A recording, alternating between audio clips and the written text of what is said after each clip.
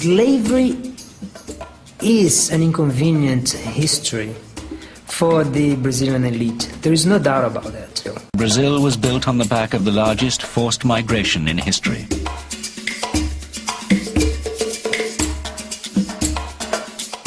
North America is well known for its slave-owning past, but this South American country received 10 times as many, 4 million Africans.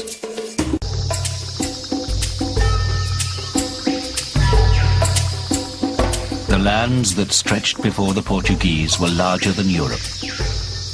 It was a remarkable discovery, equaling that of Columbus only 8 years earlier. The Portuguese eagerly sent the news home to Lisbon. Lisbon, Portugal's capital, was the world's center of exploration. Its streets full of sailors, investors, traders, and adventurers. This new continent seemed to contain little obvious wealth. There were no gold-clad Aztecs or Incas to conquer. The only item of interest was a valuable tree, known in Europe as Brazil wood, which gave the country its new name. But there was nothing to compare with the wealth of Asia. Except for one thing, its land. Portugal sectioned off Brazil's coastline to rich settlers, but they soon ran into a problem. Plantations are highly labor-intensive, and Portugal's own population was too small to send suitable emigrants. The ambitious new settlers turned to slavery. Portugal, like most of Europe, was no stranger to slavery. 1 in 10 of Lisbon's population was a slave, predominantly from northern Africa. So, all along the Brazilian coast, native Indians found themselves being bribed with their first iron tools or forced at gunpoint to become enslaved.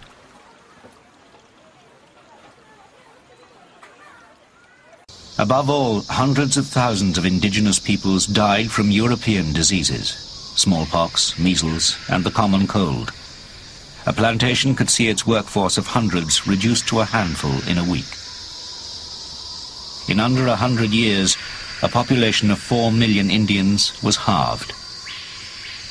So by the year 1600, the Portuguese, requiring an alternative labor force, had turned to Africa.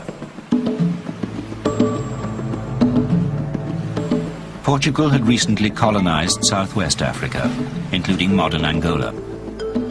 Transportation of slaves was very much like that. Perhaps 300 or 400 people packed together with only enough space to lie down, without enough air, without enough water, without enough food to survive.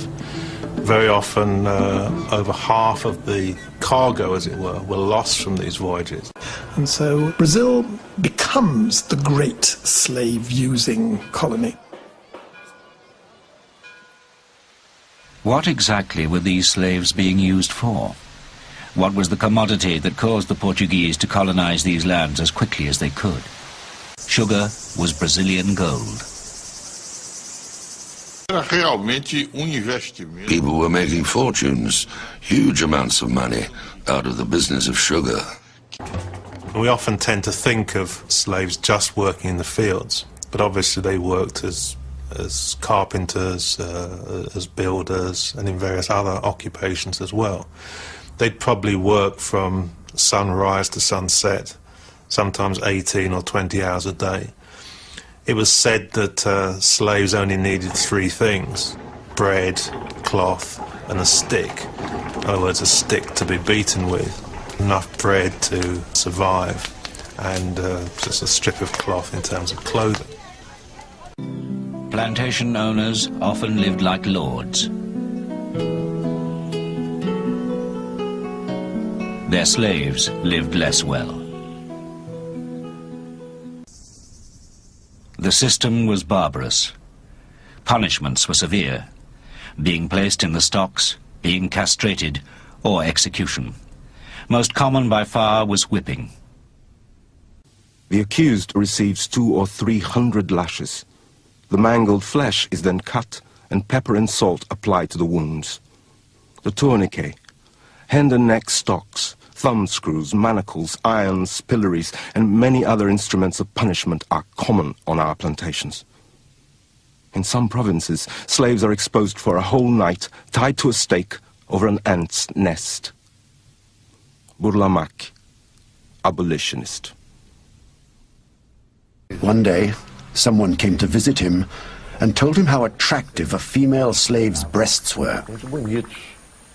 To please the visitor, as he was leaving, the Baron handed him the slave's breasts on a tray.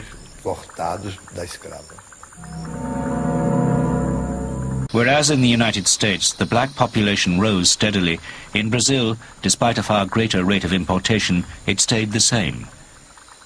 Life expectancy for new arrivals was a mere 6 or 7 years, and slaves born in Brazil lived, on average, only into their early 20s. And who were the settlers?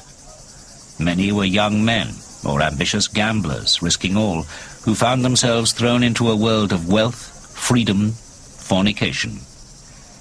Many, too, were criminals or miscreants that Portugal preferred far from home shores. The majority of imported slaves were male. Women were few, children not valued. Slave women deliberately attempt to abort themselves so that the children inside their bodies will not be made to suffer what they have suffered. Antonil, Jesuit priest. The need for slaves multiplied enormously when, in the mid-1690s, gold was discovered in the interior.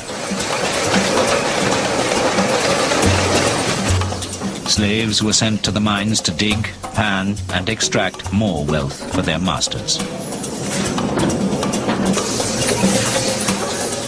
Brazil's increasing prosperity was channeled into new towns and cities.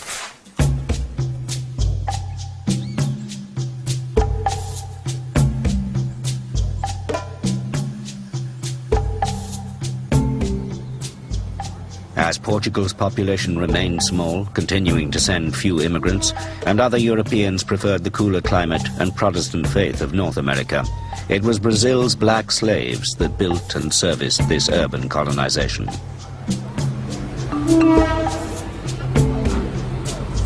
It was the slaves who ran the city. They were the traders, they were the population, everything. They even managed the city's waste. Tigers were the slaves who carried excrement. The city didn't have sewers, and the excrement was thrown on the beaches.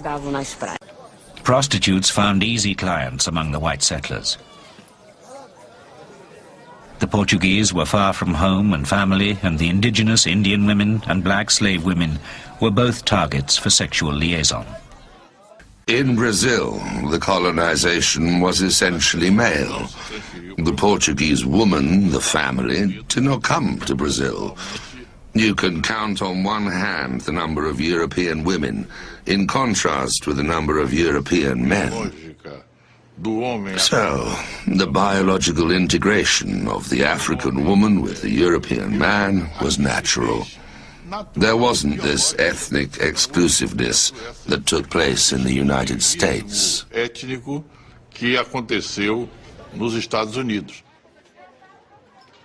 The sharp distinction between white master and black slave began to blur in a country where white men, born either in Portugal or Brazil itself, had little choice but to mix with non-white women. The Portuguese differ enormously from the British in the whole colonial enterprise.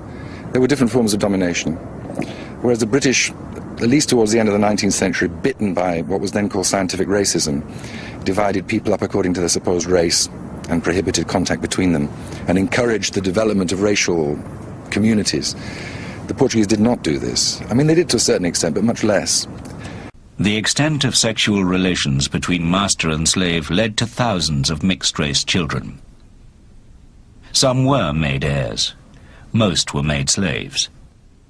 These churches were both built and decorated by slaves. Pointedly, some quietly rebelled by sculpting pregnant angels. Many slaves did not adhere wholly or at all to Catholicism. They fought hard to maintain their traditional beliefs, to follow their own saints. slave masters could not prevent their workers from keeping this link to an African past. Some owners actually declared it helped to keep their slaves happy and diverted from the monotony of their labors. Music and dance became an inextricable part of a developing Brazilian identity. One of the outstanding differences between Brazil and the U.S. South is simply the fact that not only more slaves came to Brazil than to the U.S. South, but they continued to come for a longer period of time and later into the 19th century.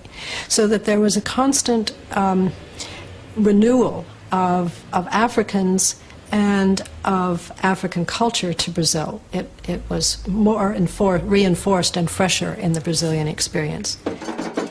And so they brought with them that cultural heritage. And it's ironic that today some of that is better preserved in Brazil than it is in Africa, because change continued to happen in Africa to erode those forms. Other slaves expressed their discontent by fleeing. But to where? Slaves who ran away joined runaway communities called quilombos. They were always the object of police attempts to break them up.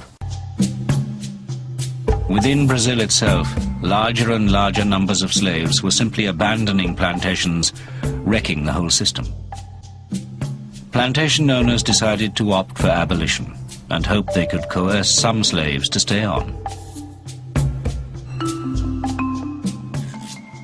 On the 13th of May, 1888, the Princess Regent Isabel proclaimed the so-called Aurea Law. Brazil became the last major country officially to abolish slavery.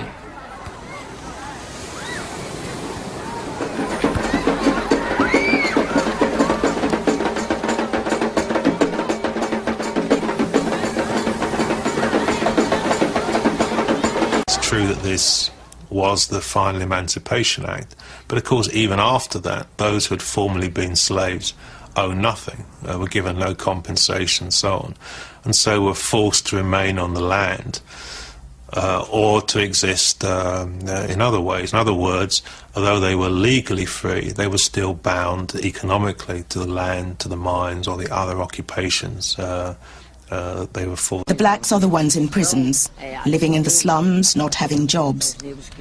Nowadays, they're not slaves belonging to one master. They are slaves of the system. The executioner has changed. It's much more sophisticated.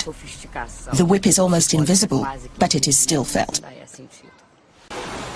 Following abolition, there was a deliberate policy to draw in white settlers, Italians, Germans, Spaniards. As Brazil commemorates its 500th birthday, no other country shares its racial mix. The delineation between black and white is blurred, with the overwhelming majority somewhere in the middle. But white remains the color of aspiration, and black the color of a history that some would prefer to forget.